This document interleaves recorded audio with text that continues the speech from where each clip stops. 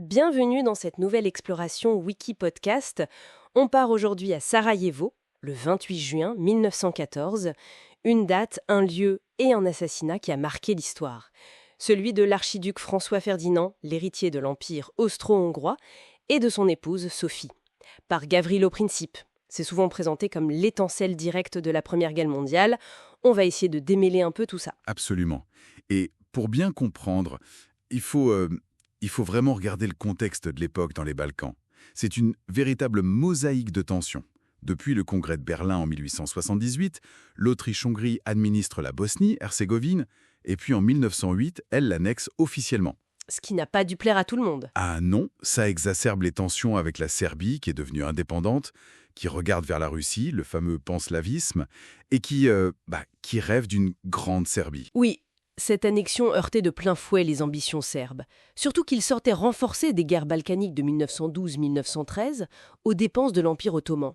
D'où l'image de poudrière des Balkans. Mais est-ce que c'était si inéluctable ? On sait que des crises précédentes avaient été désamorcées par la diplomatie. C'est une nuance importante, oui. La diplomatie avait réussi à éviter le pire plusieurs fois. Mais en 1914, beaucoup d'historiens pensent que les rivalités sont plus profondes. Le panslavisme face au pangermanisme, les ambitions territoriales, des alliances militaires très rigides.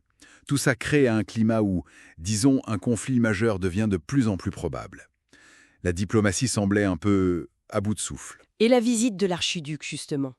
Le choix de la date, le 28 juin, Vidovdan, anniversaire de la bataille du Kosovo, c'est quand même une provocation, non ? Ou de la négligence ? C'est une question qui fait débat. Était-ce une provocation délibérée ou une ignorance du symbole? Difficile à trancher.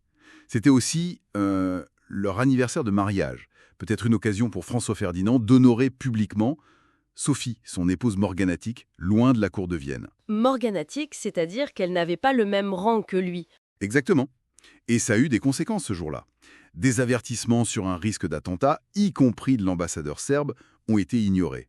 Et, détail crucial, la sécurité était réduite. Moins de troupes à Sarajevo, car Sophie, justement à cause de son rang, n'avait pas droit aux honneurs militaires complets. Incroyable. Et pendant ce temps, le complot s'organise. Oui, mené par Jeune Bosnie, Mlada Bosna, un groupe de jeunes nationalistes, d'ailleurs pas uniquement serbes, il y avait aussi des musulmans, des croates. Les armes, elles, proviennent de la Main Noire, une société secrète liée au service de renseignement militaire serbe, avec à sa tête le fameux colonel Apis. Et le gouvernement serbe officiel, il était au courant ? C'est là que ça devient trouble. Le Premier ministre, Pašić, aurait été informé. Il aurait même tenté, vaguement, d'arrêter l'opération, peut-être d'avertir Vienne, mais sans succès probant. Il n'y a pas de preuve formelle d'un ordre direct du gouvernement. Certains parlent même d'implication russe. Bon, arrivons à ce fameux 28 juin au matin, Sarajevo. 7 conspirateurs sont postés le long du parcours prévu sur le quai. Vers 10h15, première tentative. C'est Nedeljko Čabrinović qui lance une bombe. Oui, mais il rate l'archiduc. La bombe rebondit sur la capote de la voiture et explose sous la voiture suivante. Il y a des blessés parmi les officiers, dans la foule aussi. Čabrinović est arrêté rapidement, sa tentative de suicide échoue lamentablement. L'archiduc arrive quand même à l'hôtel de ville, mais il est furieux, j'imagine. Ah oui, il interrompt le discours du maire. « Je viens ici en visite et on me reçoit avec des bombes. C'est révoltant, hein ? Ambiance. » Et c'est là que la décision fatale est prise. Changer l'itinéraire pour aller voir les blessés à l'hôpital. Exactement. On décide de longer le quai pour éviter le centre-ville. Mais, erreur de communication cruciale. Le chauffeur de la voiture de tête n'est pas prévenu de ce changement. Personne ne pense à renforcer l'escorte non plus après la bombe. Non.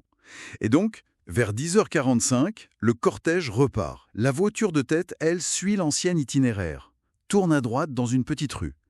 Le gouverneur Potiorek, qui est avec l'archiduc, se rend compte de l'erreur. Il crie au chauffeur « Arrêtez, ce n'est pas le bon chemin, faites demi-tour !» Et la voiture s'immobilise pour manœuvrer. Juste devant Gavrilo Princip. Juste devant Princip, qui était posté là, près d'une épicerie. Hasard tragique. Il voit sa chance, s'approche à quelques mètres et tire 2 fois. Sophie est touchée à l'abdomen, François Ferdinand à la veine jugulaire. Il meurt très vite. Princip est maîtrisé avant d'avoir pu utiliser son poison. Et là, l'engrenage se met en marche très vite. L'enquête révèle l'origine serbe des armes, notamment grâce à l'un des conspirateurs arrêtés, Danilo Ilić. l'Autriche-Hongrie se sent légitimée à agir. Elle obtient le soutien total de l'Allemagne, le fameux chèque en blanc. Même s'il y avait des réticences, comme celle du Premier ministre hongrois Tisza, qui craignait une guerre mondiale. Oui, Tisza était contre au début, mais la pression des militaires et le soutien allemand l'emportent. Vienne envoie un ultimatum à la Serbie le 23 juillet. Un ultimatum conçu pour être refusé, en fait. Surtout ce point demandant que la police autrichienne participe à l'enquête sur le sol serbe. Voilà. La Serbie, encouragée par la Russie, accepte presque tout, mais refuse ce point précis le 25 juillet. C'est la rupture. Et le 28 juillet. Le 28 juillet 1914, l'Autriche-Hongrie déclare la guerre à la Serbie. Et là, c'est la cascade des alliances. La Russie mobilise pour soutenir la Serbie, l'Allemagne déclare la guerre à la Russie puis à la France, la Grande-Bretagne entre en guerre. D'une crise locale, on passe à une guerre européenne, puis mondiale. L'empereur François-Joseph aurait dit en signant la déclaration de guerre, c'est un suicide par peur de la mort. C'est une formule terrible qui résume bien l'impasse. Donc l'assassinat de Sarajevo, ce n'est pas juste la cause de la guerre, mais vraiment l'étincelle qui a enflammé une Europe déjà saturée de tensions. Une combinaison de facteurs politiques profonds, mais aussi d'erreurs, de hasard. Tout à fait. Et ça laisse ouverte cette question fondamentale. Est-ce que cet embrasement aurait pu être évité ? Ou est-ce que la structure même de l'Europe de 1914, avec ses nationalismes, ses empires concurrents, ses alliances quasi automatiques, rendait la catastrophe inéluctable, attendant juste un déclencheur quel qu'il soit ? Une question qui hante encore les historiens aujourd'hui.